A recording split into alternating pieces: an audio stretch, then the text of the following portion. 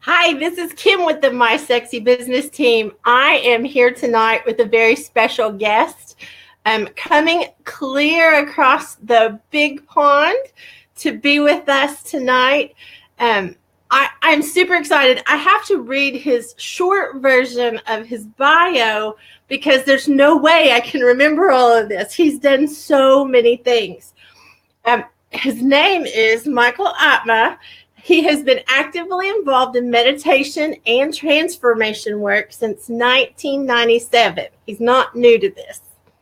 First, as a way to help cope with anxiety and debilitating panic attacks, then as a student to a number of meditation and personal development teachers, and finally as a teacher himself, who has found now his mission and purpose in life.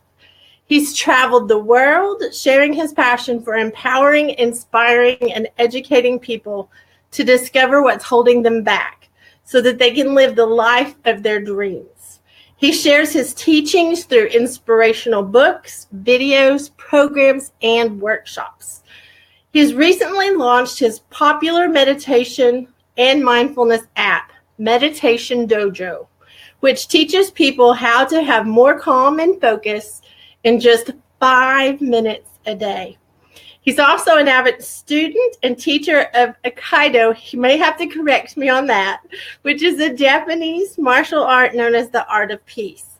And I cannot think of a more perfect person to come from Brisbane, or in Texas, we say Brisbane, Australia, to teach us about judgment. Welcome, Michael. Thank you, Kim, and welcome to all of you who are watching as well. Glad to be here from Australia. Sunny Australia, I should say, at the moment. Well, it's windy Texas. I'm in Texas tonight, so if you hear some howling, you just know that it's very windy here. I've been to Texas and loved spending time there. It was awesome. I love it in the South. I just do. I think the wind is okay and the sweltering heat, all that's good. But I have to say, one of my things on my bucket list is to come to Australia. So you should be looking for us to come at some point. When you're coming, let me know, and I'll give you the heads up on where to go, so you don't go to, so you go to the best places first. That would be great. That would be great. Well, I want to jump right in because we have both been very excited about this topic. Yeah. This topic is something that, my page is all about business, but it's all about having a sexy business so that you can have a sexy life. And if you don't create that sexy life, then you're really not doing what you can do. The possibility is there. You're just not. You're stuck, maybe. Yeah. And I think we are the problem when we get stuck, because there are just too many opportunities that we can get unstuck with help from people like you. Yeah. So I would love to just ask you the question, which is, what is judgment doing to me? Yeah, and look, Kim, that's a great question. I've spent a lot of time studying this, both with myself and now as a teacher, and helping others and a coach to get free from what you call keeps them stuck, mentally, physically, emotionally, even spiritually to some degree as well. So what is judgment doing to you? First of all, I'll answer that question with a question for you, and also for the people watching. Ask yourself this question: how do you feel when you're criticized or judged? What's the feeling that comes up? It hurts my feelings. Exactly. You feel hurt, but then take it a step deeper. And what happened? What's underneath the hurt, do you imagine? And so on the surface, someone says something you don't like, they judge you or criticize you, something about you, or someone you know. It can be a variety of things. The initial reaction for most people is they feel hurt, or even betrayed or rejected to a certain degree. What's underneath that, though? What's the next thing that happens after you feel hurt? I think I either want to hide or I want to get mad. One of the two. Yeah. So hiding and getting mad. underneath, so even when you hide, what's underneath the hurt normally is anger, is how dare you? How dare you judge me? You know, and here's the interesting thing. So I just wanted to bring up the feeling of what anger does as a feeling inside us. So there's hurt, which is pain, and then there's anger, and then there's also wanting to escape, run and hide, you know, and just hide. But who are we hiding from really? So that feeling then really is about, I want to be invisible. I don't want to be, because you're not able to deal with the feeling that's going on. It's so strong inside you that's been triggered. It's important to understand the feeling, because the feelings are what does the damage, nothing else. The thoughts don't do damage to us. Our thoughts around judgment, about what we think about ourselves, about what we think about others, they don't matter actually. They don't have any control over them unless we allow them to. In other words, unless we obsess over them, we dwell on them. So someone says something, and you know how you churn that over in your head over and over and over and over again until you work yourself up into a frenzy? Yeah, that's what I mean by dwelling or obsessing. When you obsess over a thought train, that then pulls up or links in an emotion. It links in your emotions, which then those emotions, of course, link back to the stories of your past, of every single time you've ever felt rejected, hurt, criticized, condemned, judged unfairly. So it'll start to then pull in all those emotions to back up those thoughts that you're already having. Now that's when the damage starts to happen, because now two things are going to happen. We either explode, in other words, we project our anger, we project our hurt out onto others, and you see that happening all the time from people who feel judged, unfairly judged. We then start to judge others. We then start to hurt others back, because that's the natural progression of, okay, I'm going to give what I'm getting, you know. And you see that in parents with children. So the father may come home, be really tired, and he is, you know, he's very judgmental, not tolerant, not patient, not compassionate, very judgmental on his kids or his wife. And and that causes pain. People feel hurt. People feel judged, criticized. And he might just go into, I'm going to control the situation because I don't have time and I've got nothing left. So then what happens is the partner and the kids, they feel that as well, but then they're learning that's how life is. And then they start to pay that out on their friends or their animal or their pets, or, you know, or other kids. So kids become bullies. The father is a bully, starts to bully people around him. Then the family starts to learn, well, you know, they learn strategies to get out of that or to cope with that. But then they've got all this emotional stuff going on inside them. They're now judging themselves. So what do? They start to mimic that behavior as well and play that pattern out in their life. So judgment is that's one level. So what judgment, though, really does on the inside, it incapacitates us. It fills us full of doubt, and it's a very hurtful influence in our life. And it's very destructive if it's left to its own device. Destructive to the point where mentally we can become anxious, we can become depressed, we can even become suicidal. That's like an extreme level of self-judgment, or what I call self-criticizing. Our inner critic now has just got a mind of its own, and it's taken over. Our inner critic or our inner judge. And that's what I want to talk to everybody about today and give them the strategies, two strategies I've got in mind around how to deal with the inner critic and how to not let judgment cause so much pain and destruction and disturbance in your life. Mentally, physically, of course, we can get sick.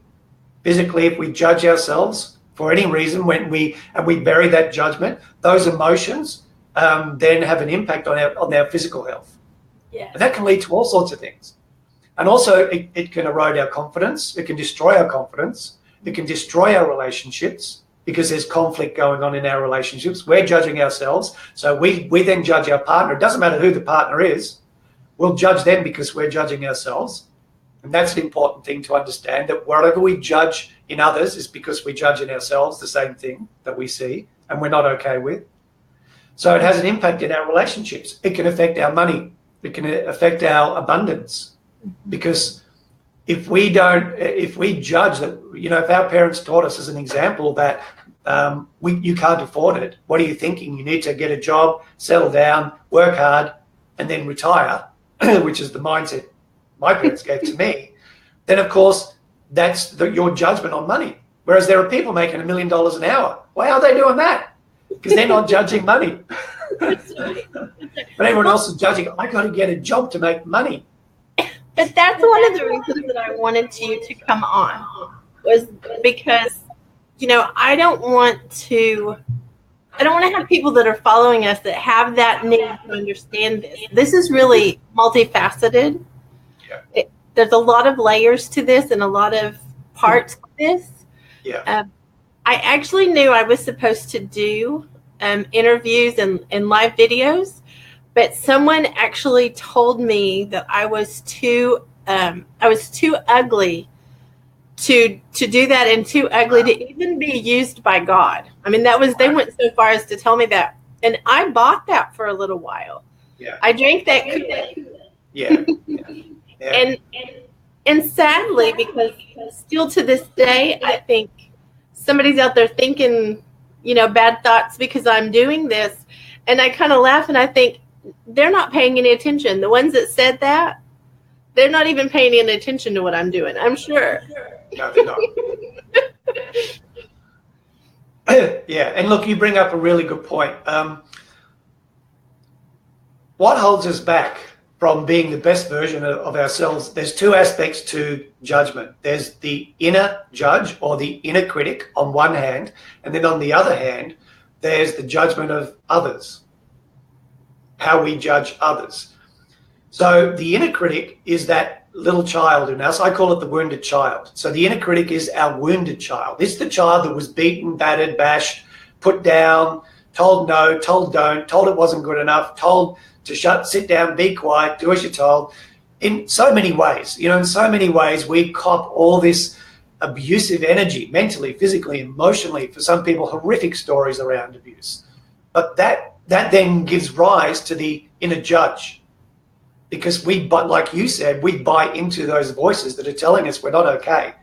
And that's the platform that the inner judge comes from, the inner critic, our inner critic. It's one voice in our head. It's one voice, but it belongs to many people. Mm. And yet it comes together as one very strong, powerful, and compelling voice. Now, that voice can be the one that tells you, like you said, well, who am I to get on and do interviews? Who am I? That's the inner voice. That's the inner critic. Who are you? You heard what that guy said, or girl, lady. You heard what they said. They're right. They're right. Listen to them. What, you have no business doing that business. And that's your inner critic. And that's a very powerful voice. And sometimes it's very close to our other voice, which I want to talk about, which is our inner voice, the inner you. That's the happy child, the innocent child. It's also called, that's the natural us. That's the part of us that was born to be adventurous, to live in wonder, to be curious, mm-hmm. to be happy and go lucky, to be spontaneous, and to be free. We all have that inner child as well. And that's the child. My princess side. Exactly. And that's the voice. And that voice is connected, by the way, and I'm going to take this a little deeper. That's the voice, by the way, that's connected to our inner self, our true self, our authentic self. Some people call it our higher self. Your spiritual self, your soul. I don't care what you name it, but that's connected to the authentic you, the real you that doesn't have any of that nonsense, crap, garbage that the inner voice wants you to buy into. Yes. So the challenge then, or the opportunity, is how then do we give less credence to the inner judge? That, by the way, which is like a rudder in our life. It actually, for most people, it navigates where they end up. In their work, in their relationships, in their health and fitness, in their happiness. It's navigating them subconsciously mm-hmm. through their life and creating their destiny. Yes. Now, Anthony Robbins says a beautiful quote. He says, our history doesn't determine our future. But as long as we listen to our inner critic, where we keep co-creating the same results in our life, because it's always going to want to pull you back down to the level it's comfortable with. Yes. Yeah. The thing that got me to do the first of the interviews and the first of, because I was born to collaborate. Like that is absolutely my gifting, is the collaboration part of business. And I think the thing that got me over listening to that terrible stuff was the fact that that was the way I serve. I serve by doing these interviews, and I serve, by I want to introduce you to someone else, and I want to help you get here, and that's my serving part. And that's the part that finally overcame the voice of that I couldn't do this. Yeah. I mean, yeah, and see that worked for you. That's what. And so now that you've done that once, you can do that anytime you want. You can continue to repeat that strategy that you've already proven to yourself works for you to overcome whatever voices are telling you that you can't, or it won't work. Why are you bothering trying? So what I want to do though now is reframe some things, because that's kind of like just a bit of background about judgment, where it comes from and how it affects us in our everyday lives. It has a massive impact, and most people will die unfulfilled because they allowed their inner critic to rule their lives. So it's a big deal. So I'm going to say to everybody, take this very seriously, take it very sincerely, because I'm going to give you an opportunity now to break free of all that and to really live the best version of yourself and have the biggest life you can possibly imagine. So how do we do that? Well, there's an underlying principle to keep in mind. The inner voice comes from a space of, I am not enough, or you are not enough. Whereas our other inner voice comes from a space of, I am enough. I am perfect as I am. I am beautiful. I am loving. I'm worthy to be loved. I'm worthy. I am enough. So that's that. Those affirmations, those statements, those I am statements, if you just repeat those to yourself every single day for 5 minutes at a time, gets you on the right track. I am enough. I am worthy. I am happy. I am fulfilled. I am loving. I am loved. I am peaceful. I have all that I want. But the I am statements are very powerful, because an I am statement is a declaration of who you are. So instead of listening to the voice that says, oh, I am not enough, I don't deserve it, yeah, I always get it wrong, it's not going to work anyway. Even that voice in the morning that says, oh, I won't go to the gym today, it's too cold, I'm too tired. I'll have that piece of cake because it's in the fridge and I deserve it. That's the inner judge. That's the inner judge. But when we start to say the I am statements, that's a powerful statement of who you are, because it's true. Though that is the truth. We are not the inner critic. That's just borrowed beliefs that we, as you said, bought into at some level. We believed that crap. And so we took it on board, but it's not. So first of all, see it as crap. See it as nonsense. See it as untruthful. It is not who you are. Who you are is magnificent. Who you are is light. Who you are is love. Who you are is joy. Who you are is infinite possibility. So there are no limits to who you can become when you have that mindset and that approach. So that's step one. Step two, you're okay. So step two is you're okay. And what I mean by that is the foundation of being judgment free is that it's okay to judge. This is what I mean by reframe, because we have this idea that judgment is bad, and I want to set that straight. Even though we've talked about all the bad things that can happen from it, it's actually not. Our mind operates in judgment mode. It's always evaluating.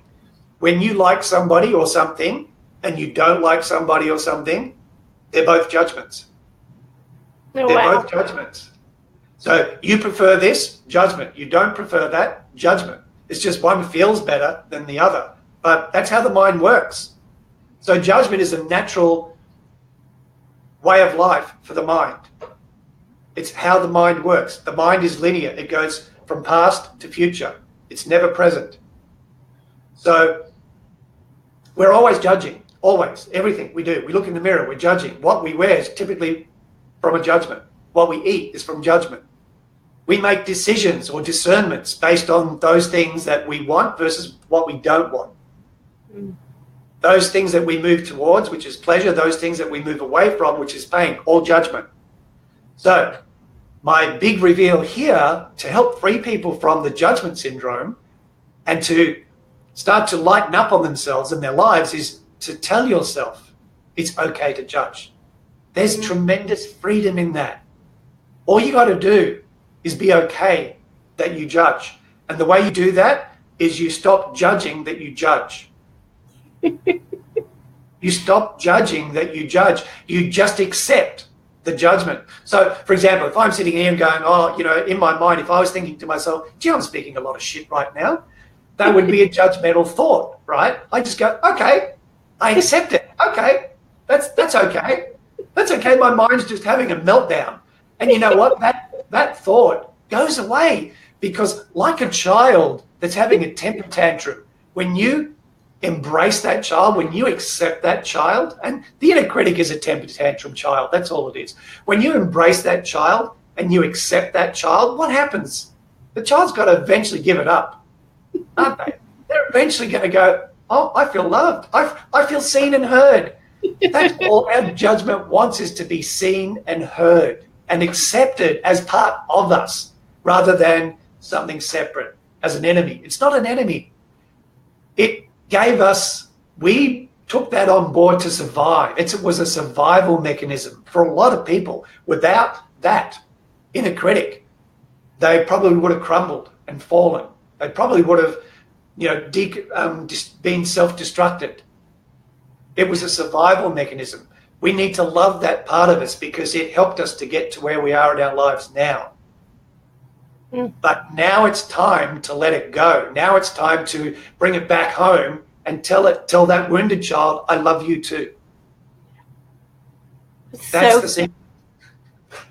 Oh my goodness, that's so good, but it's so revolutionary, because that's not what we're taught. No. That's not what we're taught at all. We're taught, you know, that we're bad. We are a bad person if we're judging other people. Yeah. And I think that in the context that you're talking about, you know, that changes everything. Like, that's a paradigm shift.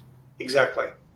That's not just a thought change. That's a complete... It's a way of life, yeah. And guess what happens when you start doing that? When you practice that, now here's the thing, to practice that, you start practicing it on yourself. You start with yourself, practice, and then practice on others simultaneously, because what you give, you get. If you give non-judgment, which is the term, you get non-judgment. If you give non-judgment to yourself, you get non-judgment. So we're putting out what we're getting. And it's really easy to do, because, you know, there are examples around these, very healing. This is a healing tool. This is how you heal the wounds of the past, all of them. All of them, whatever happened in your past, and I'm speaking to everybody now, whatever happened, you know, we all have scars. Some of those scars heal, some of them don't. But to heal all the scars, we need to stop judging ourselves and stop judging that we judge, and just allow it to be what it is. It's our nature. Wow. So tell me a tip, like, because you're saying that there's something I can practice. Give me an examples to make sure that this princess understands, like, exactly what you're talking about. Okay, so you've got to first of all notice that you're judging. So the first tip is you need to be a little bit more mindful about what's going on in your head. Are your thoughts being judgmental? Well, we know that they are, but just notice the thoughts. And if those thoughts are negative, limiting, destructive, and they contain heavy emotions, then notice them. And instead of judging that, so an example would be, you know, and I always use the example of the body. I want everybody to try this, actually. Not now. You can if you want. But later on, try this. Just stand naked in front of a mirror and look at yourself. Because if you can look at your body and be completely okay with judging the body, then you know that you've succeeded in what I'm trying to get across here, in the practice of being non-judgmental. So what I mean is, you don't look at your body and go, you know, if your mind's going, oh, yuck, look at that body part. If you're going, oh, yuck, look at that cellulite or whatever it might be, you go, okay, that's okay. That's okay. Yeah, okay, I have cellulite. I agree. It's okay. That's the key word. It's okay. You look at your body, you go, why does my hair look like that? That's just dreadful. And you go, that's okay. That's okay too. Yes, your hair is dreadful. That's okay. Because can you see, you're making friends. In martial arts, we call it blending. with your enemy. So in my martial art, which is the art of peace, I blend with my enemy. And my job's not to hurt the enemy. My job is to make them my friend and be compassionate for their lack of wisdom at that moment. And I teach them wisdom through compassion.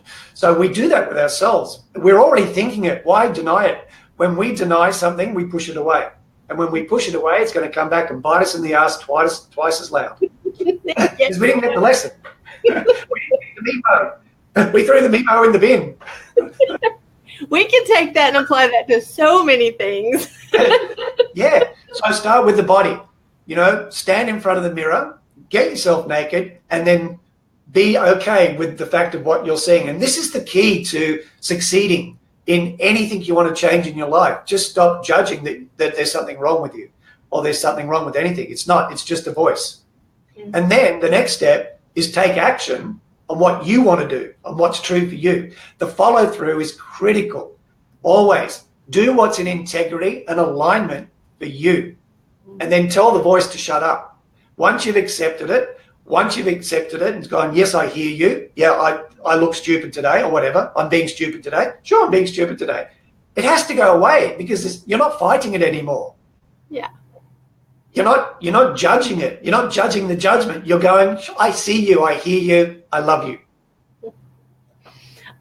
I love that you're making this point, because one of the funny things that I had to learn was that I'm a silly princess. Like, I like to have fun and I'm silly. I love puppies. And I mean, that's just who I am. But I used to think in business, I had to be all professional or people wouldn't want to listen to what I had to say. And I have actually found that once I accepted and lived my life out loud, people actually like that more than they did when I was trying to be stoic.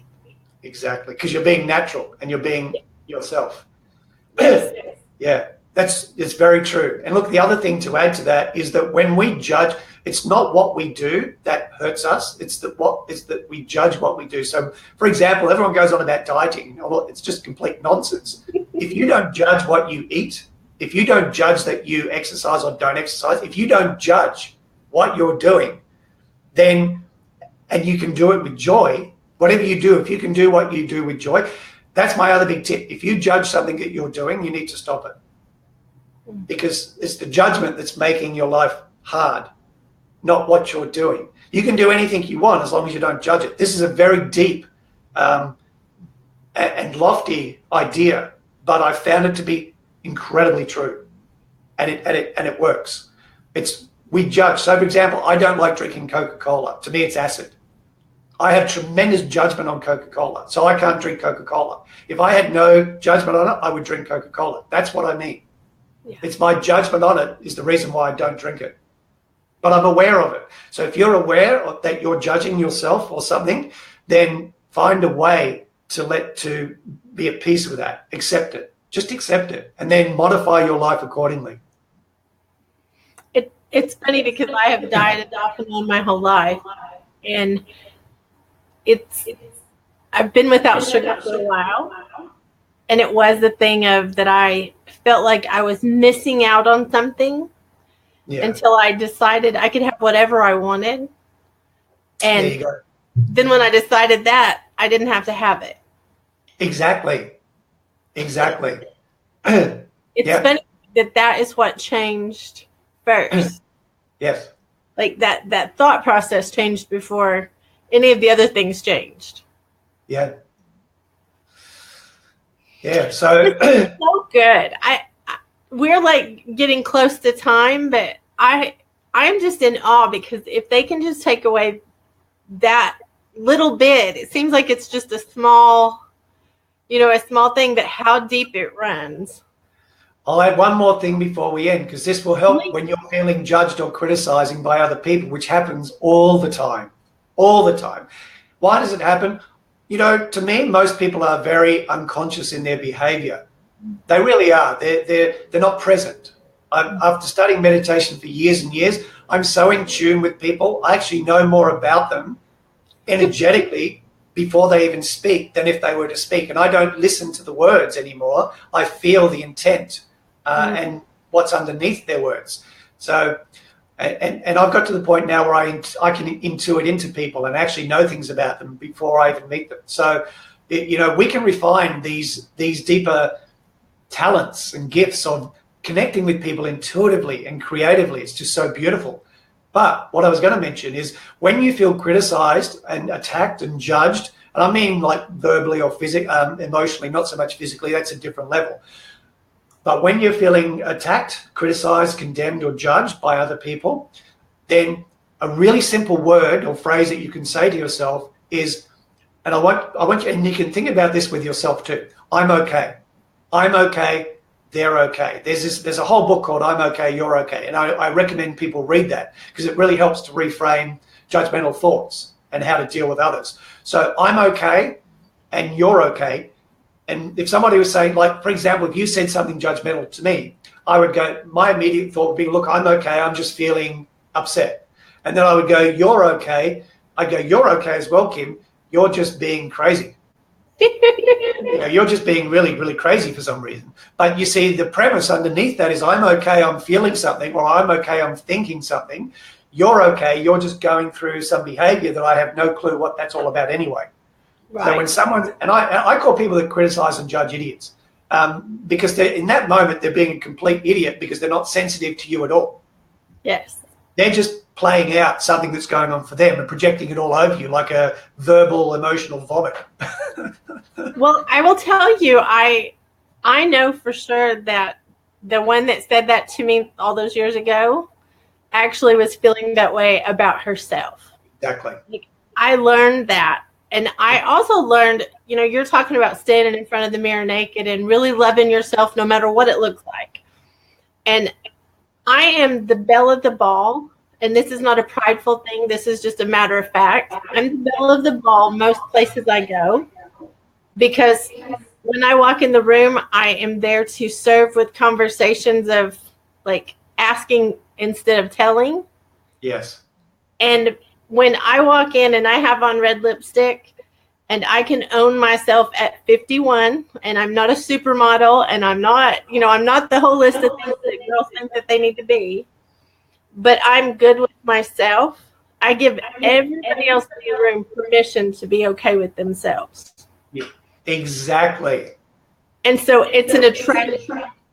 Exactly. And you bring up a really good point. Your vibe, your energy, what you allow for yourself and what you accept about yourself because you're being non-judgmental with yourself. And in other words, you're being okay with who you are, then that radiates from you. And then that also shows people, teaches people just by osmosis that this is how you can be too. You don't have to tell them a thing because they pick up on it anyway. You think about Oprah Winfrey, who to me is like not a pin-up model. She went through all her trials and tribulations with her weight and all these different areas. But look at her, one of the most successful women on the planet still. Why? Because she was authentic, because she wasn't judging who she was. She was just being, here I am, this is who I am. And that's what I've said all along today, which is the big message. Be okay with that you judge yourself. The moment you find that you're judging yourself to be less than who you are, accept it. It's okay. Yes, and then it goes away. It doesn't stick. And if it does come back, tell it to shut up, and then tell it to shut up, and then find your own truth. Choose who you want to be, and then follow through. That's just integrity. And I really, really recommend that every single person watching this on the replay or live now, that you work on just developing your own integrity. And all integrity is you follow through on what you say you want to do that's in alignment and is true for you. Follow through. Don't let anyone or anything or any voice ever tell you who you can be. And if they tell you to be something other than who you want to be, go do the opposite immediately. Immediately. If they tell you you can't have chocolate ice cream, you got to have chocolate ice cream. If they tell you you can't wear those shorts because they're too damn short, wear those damn shorts. You have to, because now your integrity is at stake and you've got people telling you they know how to live your life better than you. No. Well, I absolutely love this conversation and love all the things that you're adding so much to people's lives. Because if we can get a hold of this, it does change everything. It changes how we do business. It changes how we live our lives. It changes our relationships. I mean, it's just mind-blowing what all it can impact. So I am thrilled that you are on here. Now, oh, I lost Michael for just a minute. I'm sure he will be back on. If you guys are watching, I highly encourage you to go and follow him. I'll put in the comments where you can find him. And I know he's got a free program that you can go on and learn how to do 5-minute meditations. He's incredible. And he's got such insight into just the entire, topic of judgment. And his take on things is so different. I've never heard anyone say what he has said about it. So I'm excited. I just got a message from him and it said his computer blue screened. So I don't know if that means he won't be coming back on. But thank you, Michael, if you can hear me. Thank you for coming on. And I will make sure all of you get the information of how to get a hold of him, because you need to follow him on Facebook. You need to get connected with him. I'll get the contact information put in the comments so that you can, connect with him. And I'll put the link to his program, because he does have, I think it's a 7-day thing that he'll teach you how to do in 5 minutes a day. That's what just blows my mind, is in 5 minutes a day, he can teach you to have more peace and more, more centering. I think maybe we have him back. Are you back? I'm back. Sorry about that. My computer died. Well, I was just telling them that because I was afraid you weren't coming back. I was telling them I would put in the comments your contact information and your Facebook page. But I also was trying to tell them about your 7-day, is it 7-day gift that you give for like the 5 minutes? Oh, yes. Yeah. Tell us about that, because I think I did a real poor job of it. So, yeah, look, it's a 7-day mindfulness trial where I give 7 different mindfulness techniques that people can practice that help them to step back from their thoughts, so that there's what I call a little bit of distance between what they're thinking and the fact that now they're aware of what they're thinking. So now their thoughts aren't so much in control of their energy and their focus. So it's really an entrainment of the mind to focus, to have more clarity, and to be able to have peace of mind, even in just 5 minutes. If you do that every day for 5 minutes, it just clears out all the clutter from the head and gives you space to think and breathe and make better decisions, and also re-energizes you very, very rapidly. It's very simple techniques, actually. Very simple techniques. Yeah. Well, I'll definitely be signing up for that. And I encourage everyone to get on and follow you, because, just your live videos that you're doing and just the information you have on your page is extremely life-changing. It's extremely powerful. And, I don't want this to end, because I think we could talk for hours and hours about things and never get to the end of even just this one topic. Yeah, exactly. Yeah. But I hope you will come back and join me another time, and, let me keep going with some of these, because I am going to practice what you said, and I am going to, I want to learn more about how to be better in my own skin, I guess is the right way to say. And there's a great secret here too, Kim, that you actually don't need to be better. It's not about being better. It's about being real.